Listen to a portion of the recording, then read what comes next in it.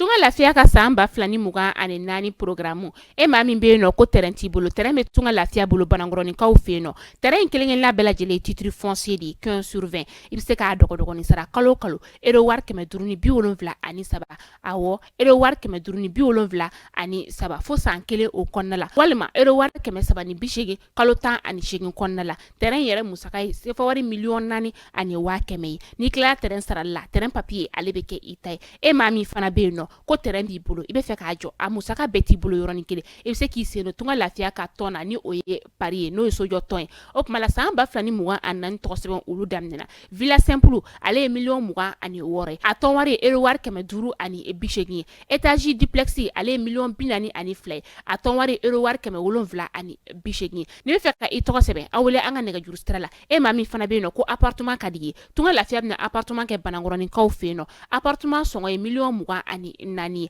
ibisa ale fana dogo ni sara ero war keme wolonvla ani mugan fo san nani o konnala awo san nani tunga lafiya nana tunga range ulu lafiya likama op mala anga nega juru stra ayo bamba 00223 72 18 42 47 walma 00336 41 94 03 80 tunga lafiya ka lagini femi malende munu sigleme jamana ko ka ubeka seka so kelengelen soro ba maliba ali konnala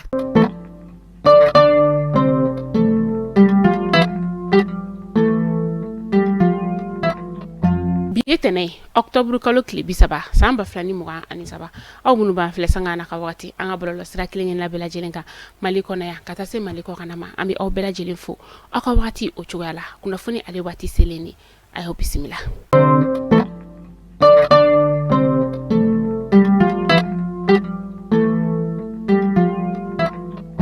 kuna fundamnela bi kalo wolonvla o kofe ni anga fintigila kaw ni oye ba police la kaw sa a commissaire kalandu ulu koni bora ama beti jo ma keme flani bisaba ani flala ama keme flani bisaba ani flala muso bisaba ani nani o de koni be ala ni manu koni jala kura koni o tara ni kada u kama kuna juma temeni octobre kalo kile mugani wolonvla sa amba flani muga ani saba nunu manu beke akalande mata ani na o de munu nuru kera commissaire de policier ayira la ka fo ulu koni manunga promotion tokotara ninka da ala mahinena inspecteur général Alioune Badara jamutenena we ya tokota ninka da alela ni bara yere koni bela jelen kera anga chamacha fanga jamana nyama no yo colonel Asimi Goite ale ka yamaruya o konnala mi yere na le kumbe kena konnala abara yere bela jelen kera école de policier ale kononala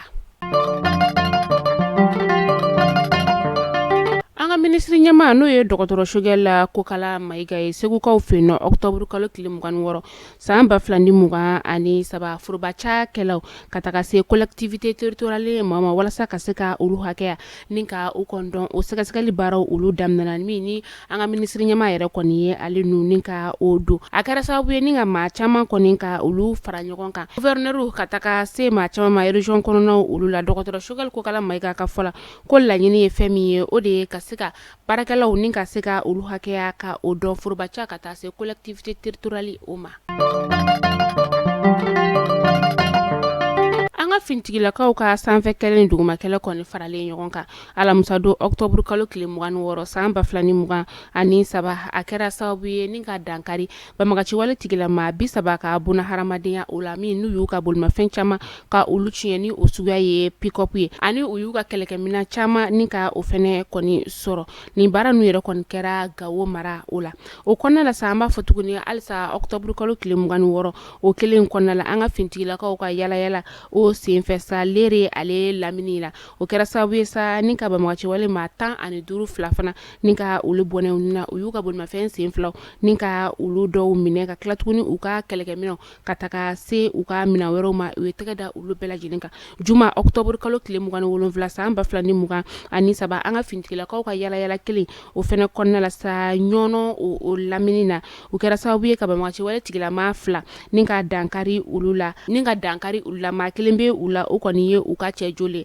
bayi u ye u ka bolimafɛn sen fila ni ka o minɛ ani u bɛ ɲɔgɔn kuma ɲɔgɔnya bara min fana na u ye o fana ni ka o minɛ u la an ka finitigilakaw kɔni y'a yira k'a fɔ olu kɔni bɛ ka waleya sugu bɛɛ lajɛlen kɛ walasa ka se ka dankari bamagaci wale tigilama olu la an ka jamana kɔni lakana bɛ se ka na ale kɔnɔ cogoya min na jumado octobre kalo tile 27 san 2023 énergie cakɛlaw kun be kunnafonidilaw ulu ɲɛma min n'u y'a yira k'a fɔ an ka ministre min bɛ ni ale ɲɛsinnen bɛ courant ni jiko koɲɔgɔn ma n'ale kɔni bɔra k'a yira k'a fɔ ko énergie baarakɛla dɔw de kɔni bɛ k'olu bɛ ka taji ni ka o siɲɛ o de bɛ kɛ sababu ye ka courantigi banbali ni ka o yakubaya an ka jamana o kɔnɔ la nin kɔni ma kɛ énergie cakɛlaw ulu fɛla ko olu kɔni bɔra ni ka u ka nisɔngoya ka o yira kunnafonidilaw la k'a yira k'a fɔ k'an ka ministre kɔni ye kuma min fɔ ko nin ye ka dankari ulu ka baara o la o de la kɔni ma kɛ ulu fɛla ko ye o de to y'a yira k'a fɔ ko ministre kɔni bɔra ni ka kuma min kɔni fɔ sa ko o kuma kɔni ulu tɛ u yɛrɛ ye o kɔnɔna la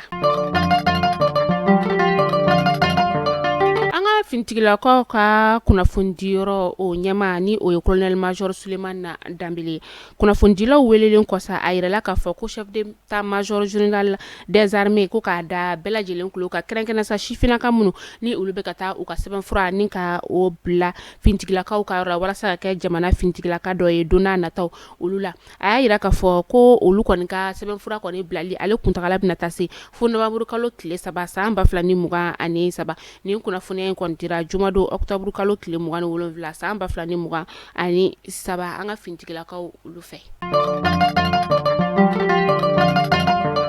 ni wagati na banbagaci wale tigilamaw kɔni tɛ taa yɔrɔ yɛrɛ dɔn u yɛrɛ la bilen min n'u yɛrɛ kɔni bɛ ka waleya jugu min kɛ sisan o de ye ka se ka denmisɛn minnu bɛ yen nɔ n'olu si bɛ t'u jɔ san 12 ka taa se san 15 ma u bɛ ka olu le kɔni minɛ ni wagati na ka don banbagaci wale tigilama ninnu olu ka ko olu kɔnɔna la nin ye waleya min kɔni a bɛ dankari an ka jamana ale ka taabolo la wa fana a bɛ yira k'a fɔ fana ko a bɛ dankari an ka sariyaw taabolo la min ni nin bɛ se ka kɛ sababu ye sa ka gɛlɛya don jamana ale taabolo la ministre min bɛ yen nɔ ni ale ɲɛsinnen bɛ lakana koɲɔgɔn ma ale kɔni ye nin kunnafoni ni k'a da an ka jamana ɲɛma ale kulo ka octobre kalo tile 25 san 2023 ministre ka sigili kɛrɛnkɛrɛnnen min n'u y'a kɛ. kunnafoniya min ni an y'a sɔrɔ Nouvelle Horizon ale ka yɔrɔ la sa a yɛrɛla k'a fɔ ko walasa ko ka se ka yele ni ka o sigi ni wagati in na gɛlɛya min ni a bɛ an ka jamana kɔnɔna la n'o o ye kurantigɛ ye ni a yɛrɛla k'a fɔ ko tajiko de kɔni ye a gɛlɛya koɲɛw ye maa minnu bɛ yen nɔ n'olu bɛ baara kɔni kɛ énergie ale kɔnɔna n'a yɛrɛ k'a fɔ k'olu dɔw kɔni sen bɛ taji ale suɲɛni na ni maa dɔw kɔni bɛ yen nɔ sɛbɛnfura kɔni cira olu ma k'u kan ka na u ɲɛfɔ an ka kiiritigilamaw olu ka yɔrɔ o la bi tɛnɛndonya yɛrɛ la n'a baaraw kɔni ka daminɛ.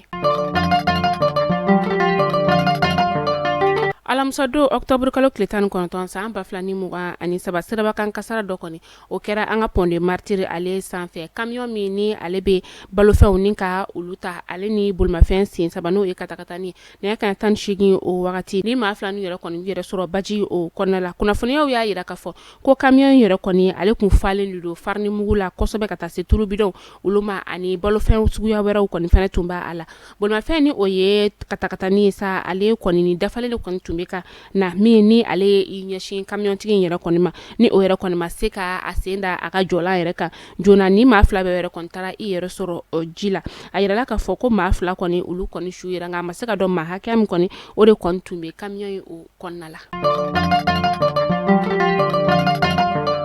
ni wagati na jiko gɛlɛya kɔni bɛ maa minnu bɛ yen nɔ ni olu bɔlen don u sigiyɔrɔ o la a maa caman kɔni bɛ k'a yira k'a fɔ k'olu sigilen bɛ yɔrɔ minnu na kɔni jiko gɛlɛyaba bɛ u kan o de hukumu na sa u kɔni bɛ se ka bɔ ni ka taa u kunda baji o kan dɔw yɛrɛ bɛ taa kɔ la ni ka taga ji yɛrɛ kɔni ka o ɲini maa minnu bɛ yen nɔ ni olu kɔni tɛ ka se ka kɔji ni baji kɔni ni ka o min a maa dɔw yɛrɛ kɔni bɛ yen nɔ u bɛ ji bidɔn kelen ni ka o sa sifar wari dɔrɔmɛ 400 ni ji wari yɛrɛ t'u bolo o wagati min na sa a dɔw yɛrɛ kɔni bɛ taa baji walima kɔji la ni ka taga o ji min o bɛ ka kɛ sababu ye ni ka maa dɔw yɛrɛ kɔnɔ funu ka kɔnɔboli yɛrɛ bila maa dɔw la ni kɔni kunnafoniya in ale bɔra Amedi Agasaru yɔrɔ la min n'ale ni kuma in kɔni ka ale seereya k'olu kɔni bɔra bura ni ka u kunda an sɔngo kan ka sababuya kɛ lakanabaliya o sababu ye bura ni an ka faaba ni ɲɔgɔn cɛ kilomɛtiri 1200 o bɔɲɔngo de don ni wagati in na gɛlɛya kɔni bɛ u kan ka sababuya kɛ lakanabaliya ni juko gɛlɛya ye.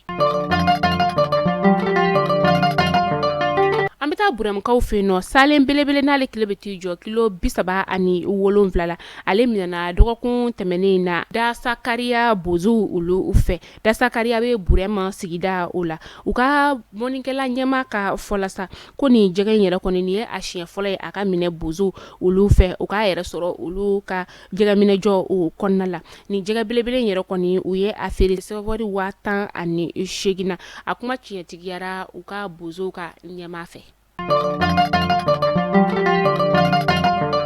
Chadion ka fugulan bulamatigi minnu tun bɛ Tesalit ani ni Ageloko olu seginna ka na Gawokaw olu fɛ yen nɔ octobre kalo tile 29 san 2023.